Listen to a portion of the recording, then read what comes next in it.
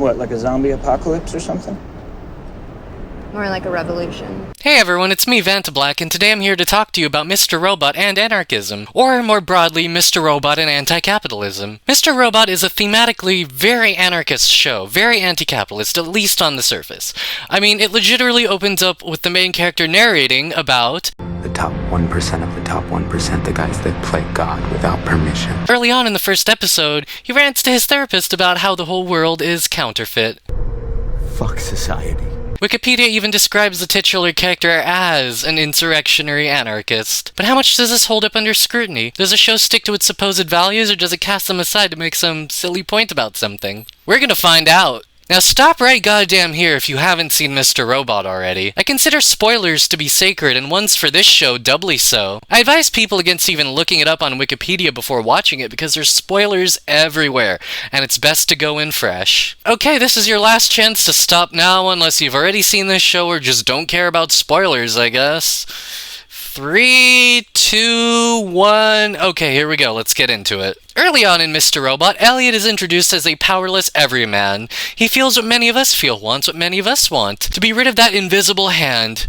The one that forces us to work for them. But he is unable to do anything to stop it until he meets Mr. Robot and joins the hacker group F Society. What's their plan? Simple. They want to delete all the debt people owe to the biggest conglomerate in the world, one that owns 70% of the consumer credit industry, E-Corp, or as Elliot calls them, Evil Corp. If this is starting to sound entirely too familiar to you, you're right. It is half the plot of Fight Club. We'll just get the other half out the way right now. Mr. Robot and Elliot are the same person. He has dissociative identity disorder. But Mr. Robot isn't just some bland ripoff of a 90s film. It's a deconstruction of it, a commentary on it. You see, deleting all the debt is only the first season's plot. The rest of the show deals with what comes after, and therein lies the point and themes of the show. Although this is initially presented as a good thing, this attack on Evil Corp, the show later bends over backwards to emphasize, hell no it isn't. I didn't start a revolution.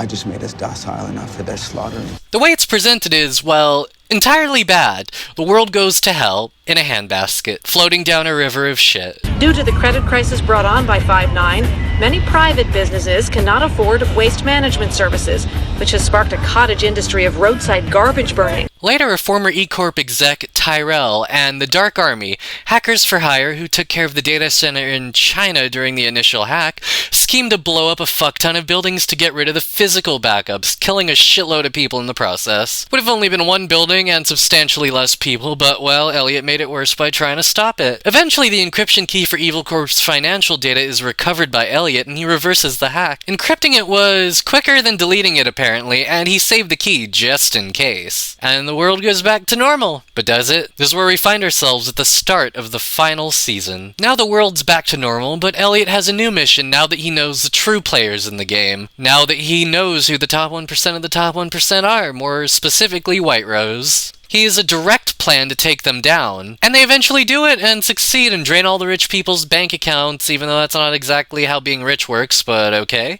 Then they redistribute all those funds to everyone's eCoin accounts. The greatest redistribution of wealth in history. Sucks for anyone who didn't have one of those, lol.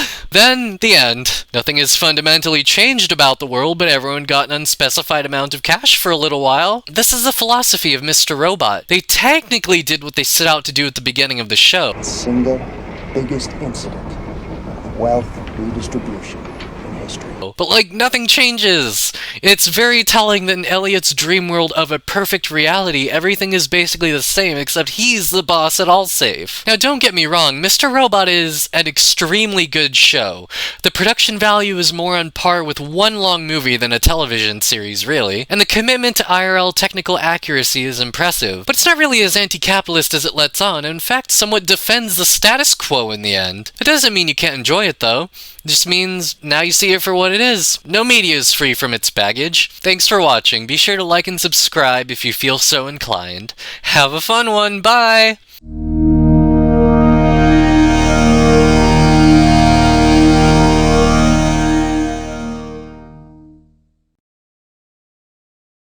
Also, random fun fact, I didn't really know where to throw this in the video, but in the companion cell phone game Exfiltration, Darlene legitimately tells you to read The Conquest of Bread. So, yeah.